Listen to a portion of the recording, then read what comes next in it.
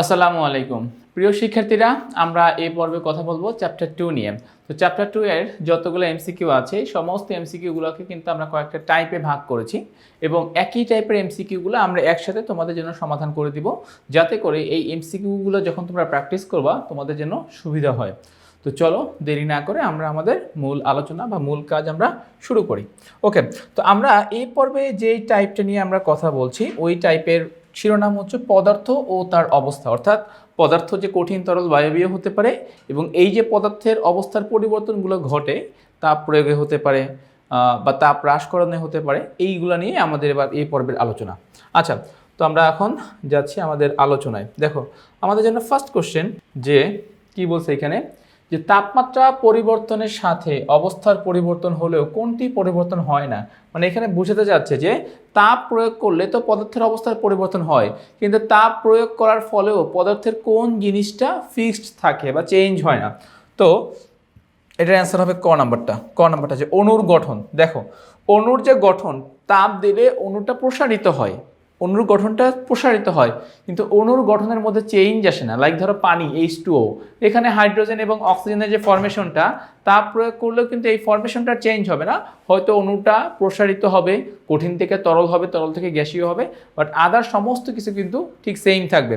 এখানে একটা ব্যাপার দেখো, ঘনমাত্রা তাপমাত্রা দিলে চেঞ্জ হয়ে যায়, আন্তঃআণবিক দূরত্ব বেড়ে যায় তাপ প্রয়োগের ফলে, নিজস্ব বৈশিষ্ট্য কঠিন থেকে তরলে পরিণত হয়, তরল থেকে গ্যাসীয় অবস্থায় পরিণত হয়, বাট আদার্স যা কিছু আছে সব কিছুই কিন্তু তাপ পরিবর্তনের সাথে সাথে চেঞ্জ হয়ে যায়, শুধুমাত্র অণুর গঠনটা সেম থাকে।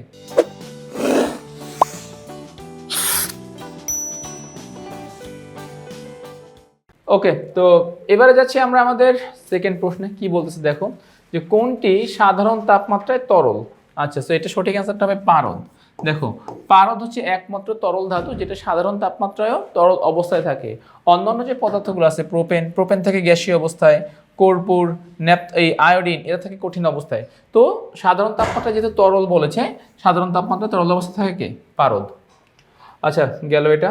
যাচ্ছি আমরা এর পরবর্তী প্রশ্নে। কি বলছে দেখো, সাধারণ তাপমাত্রায় কঠিন অবস্থায় থাকে, সাধারণ তাপমাত্রায় কঠিন অবস্থায় থাকে C10H8, এটা ন্যাপথলিনের সংকেত। তো আমরা জানি যে ন্যাপথলিন কি থাকতে পারে, সাধারণ তাপমাত্রায় কঠিন অবস্থায় থাকতে পারে।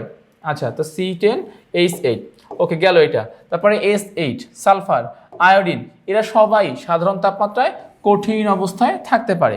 তো এদের সঠিক অ্যান্সারটা কত হবে? সঠিক অ্যান্সারটা হবে ঘ নাম্বার। ওকে, দেন যাচ্ছি দেখো, বলতেছে সাধারণ তাপমাত্রায় কঠিন থাকে। সাধারণ তাপমাত্রায় কঠিন অলরেডি তোমরা কিন্তু এই দুইটা জিনিস আগের এমসিকিউ থেকে জেনে আসছো, যে আয়োডিন থাকতে পারে আর সালফার থাকতে পারে।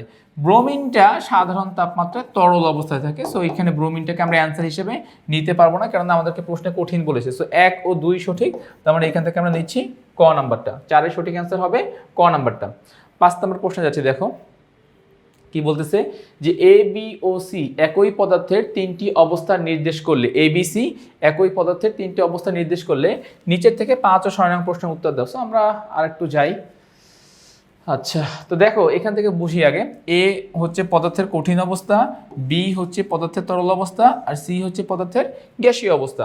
এখন বলতেছে সি এর ক্ষেত্রে কোনটি নির্দিষ্ট। সি যেহেতু গ্যাসীয় অবস্থা, তাহলে গ্যাসীয় পদার্থের কি নির্দিষ্ট থাকে বলো তো? গ্যাসীয় পদার্থে শুধুমাত্র ভর নির্দিষ্ট থাকে, আর কিন্তু কোনো কিছু নির্দিষ্ট থাকে না। যেরকম কার্বন ডাইঅক্সাইড, এর ভর 44, এইটাই নির্দিষ্ট, এর অন্য কোনো কিছু নির্দিষ্ট না।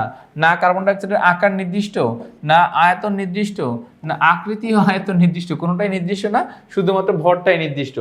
আচ্ছা, এবারে দেখো আমরা যাচ্ছি 6 নম্বর প্রশ্নে। 6 নম্বর প্রশ্নে কি বলতেছে দেখো, 6 নম্বর প্রশ্নে বলতেছে যে সি এর প্রসারণশীলতা বেশি, যেহেতু সি গ্যাসীয় পদার্থ ছিল, মনে আছে কিনা, যে এ দেন এ থেকে বি দেন বি থেকে সি, তাহলে বলতেছে সি এর প্রসারণশীলতা বেশি, গ্যাসীয় পদার্থের প্রসারণশীলতা অনেক বেশি থাকে। সো এটা সত্য।